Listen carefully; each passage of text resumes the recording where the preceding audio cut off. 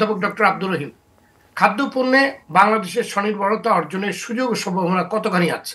এখানে কতগুলো কথা অলরেডি এসেছে। একটা হচ্ছে তথ্য বিভ্রাট। যতক্ষণ না আমাদের তথ্য ঠিক হবে, উৎপাদন কতটুকু, আমাদের দরকার কতটুকু, ফার্মার্স কতটুকু এগিয়েছে, এই একটা বিভ্রাট রয়ে গেছে।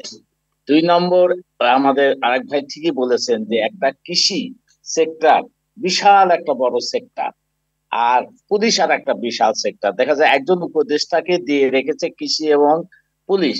আর পুলিশ সামলাবে না কৃষি সামলাবে, ওদের শ্যাম রক্ষা করবে না কুল রক্ষা করবে। কাজে এটা সময়ের দাবি, একটা পরিপূর্ণ একজন উপদেষ্টা দরকার আমাদের কৃষিতে, কৃষি প্রধান ইয়েতে।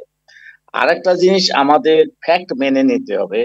যখন প্রথম বন্যা আসলো, বিশেষ করে নোয়াখালী, কুমিল্লা, লক্ষ্মীপুর, এই সমস্ত জায়গায়, সুবর্ণচর এইদিকে, তখন কিন্তু আমন একবার কমপ্লিটলি তারা কিন্তু প্লান্টেশন করেছিল, সেই আমন নষ্ট হয়ে গেল। আবার পরে দেখা গেল সেকেন্ড টাইম আরেকটা ওই বাসার পরে সেকেন্ড টাইম প্লান্টেশন চলে গেল।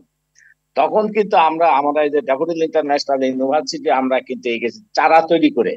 আমরা চারা তৈরি করে কৃষকদের দিলাম, প্রায় 3.5 কোটি চারা আমরা নোয়াখালী, কুমিল্লা, তারপর লক্ষ্মীপুর, ফেনী, এ সমস্ত জায়গায় দিলাম। এবং এগুলোতে লেট ভ্যারাইটি, তখন দেখা যাবে সিডের ক্রাইসিস হয়ে গেল, লেট ভ্যারাইটি। তো বিনার থেকে আমরা বিনা 17, বিনার 20 নিয়ে এসে আমরা কিন্তু দিলাম করে। এইভাবে অনেক অর্গানাইজেশন আগে, এবং গভর্নমেন্ট অর্গানাইজেশন গুলো তেমন এগিয়ে আসতে পারে নাই। যদি ওই সময় থার্ড থার্ড ওয়েভের পরে যদি আমরা সঠিক জাতের, সঠিক মানের চারা দিতে পারতাম, এই ডেফিসিয়েন্সিটা হয়তো হতো না। কাজেই আগে আমাদের তথ্য বিভ্রাট ঠিক করতে হবে।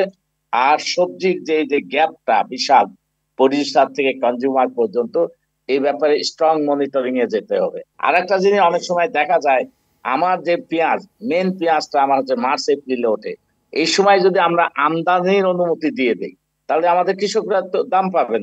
তেমনি অনেক পণ্য, এখন দেখো আমাদের গাজর, গাজর আমাদের সেপ্টেম্বর অক্টোবরের দিকে গাজর 100 টাকা, 200 টাকা পর্যন্ত হয়। কেন হয়? আমরা চায়না থেকে আমদানি করি। কিন্তু আমার ফার্মার্স, কিছু ফার্মার্সকে আমরা যদি একটু এনকারেজ করি, প্রণোদনা করি, আর যদি ওপি ভ্যারাইটি করি, তাহলে কিন্তু সেপ্টেম্বর অক্টোবর মাসে আমরা কিন্তু প্রচুর গাজর আনতে পারি। কিন্তু ওই আমদানি গাজরের ভিড়ে আমরা কিন্তু কৃষকরা পায় না, আমরা দেখা যায় ডেফিসিট থেকেই যায়। কাজে গভর্নমেন্টকে আমদানি রপ্তানির সঙ্গে সামঞ্জস্যতা আনতে হবে, প্রোডাকশনের সঙ্গে কনজিউমার্স এবং আপনার কৃষকের, প্রডিউসারের সঙ্গে সামঞ্জস্য আসবে। এবং এই ইন্টারমিডিয়ারিজ যেগুলো আছে, মধ্যস্বত্বভোগীদের, তাদেরকে প্রাইস অর্থাৎ তাদের যে আর্ন করে, এটাকে একটু কমিয়ে আনতে হবে। এবং সবার আগে আমাদের তথ্য বিভ্রাট থেকে উত্তরণ হইতে হবে।